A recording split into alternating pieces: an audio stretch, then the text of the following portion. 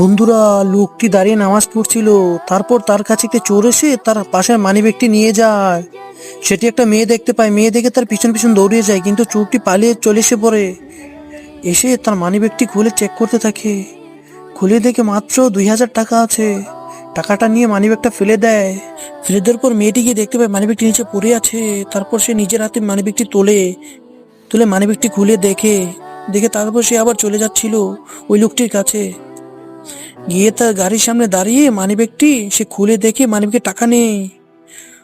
মেয়েটি অনেক ভালো ছিল বন্ধুরা, তাই তার ভিতরে অনেকগুলো টাকা ভরে দিল।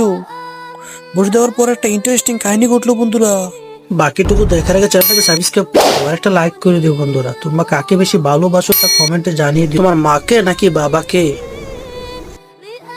লোকটির মানিব্যাগে টাকাগুলো ভরে দেওয়ার পরে মানিব্যাগটি আবার তার নামাজ পড়ার আগেই তার পাশে রেখে দেয়।